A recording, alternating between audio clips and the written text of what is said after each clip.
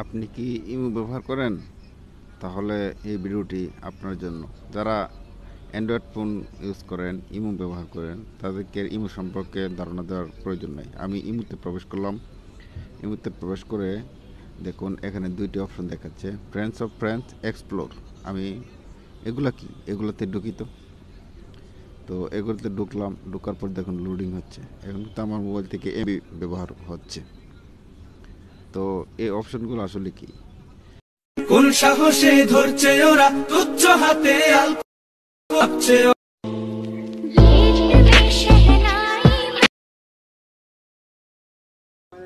আপনারা দেখলেন ২টা ভিডিও প্লে হলো, তারপর আবার এডও চলে আসছে।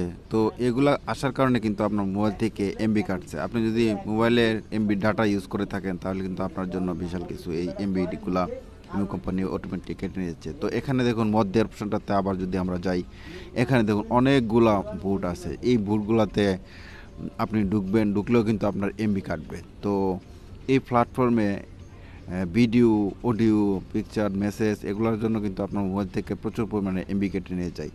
তো এই যন্ত্রণা থেকে কীভাবে আপনি মুক্তি পাবেন, তো এই বিষয়ে আপনার সাথে আমি শেয়ার করতে চাই যে আপনি কিন্তু এই ঝামেলা থেকে অবশ্যই মুক্তি পেতে পারেন। ইমো ছাড়া আপনি কিন্তু অন্যান্য পন্থা আপনি ফোনে কথা বলতে পারেন।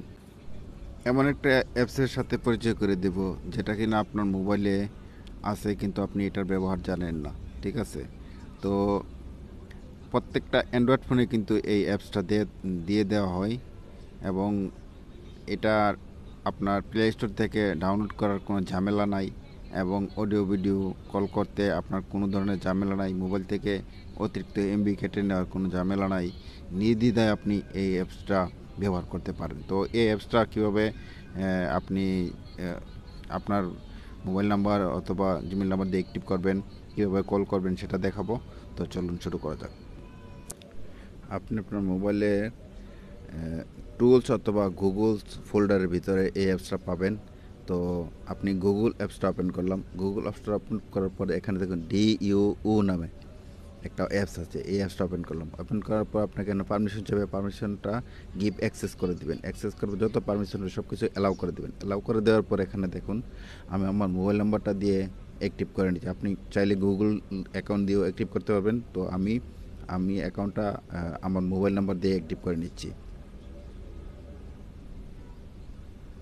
তো মোবাইল নাম্বারটা দিয়ে দেওয়ার পর এখানে নিচে পারমিশনে ক্লিক করলাম। তো এখানে কিন্তু ভেরিফিকেশন কোড আসবে। ভেরিফিকেশন কোড আসলে আপনার অ্যাকাউন্টটা কিন্তু চালু হয়ে যাবে। অটোমেটিকলি কোডটা নিয়ে নেবে। অটোমেটিক কোডটা নিয়ে এসে দেখুন আমার ডিউ অ্যাকাউন্টটা কিন্তু অলরেডি অ্যাক্টিভ হয়ে গেছে। কল করবেন কিভাবে? অ্যাপসটা ওপেন করার পর নিচে দেখবেন নিউ কল অপশন আছে।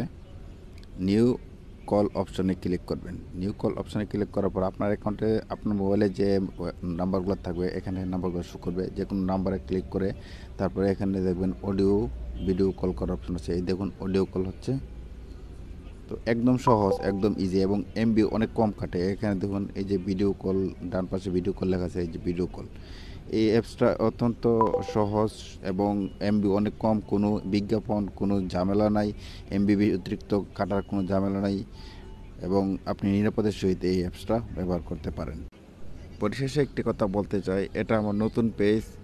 নিয়মিত অ্যান্ড্রয়েড টিপস পেতে পেজটিকে ফলো করে রাখুন। এই বলে আজকের ভিডিও শেষ করলাম। দেখা হবে নতুন আরেকটি ভিডিওতে। ততক্ষণ ভালো থাকবেন, সুস্থ থাকবেন। আল্লাহ হাফেজ।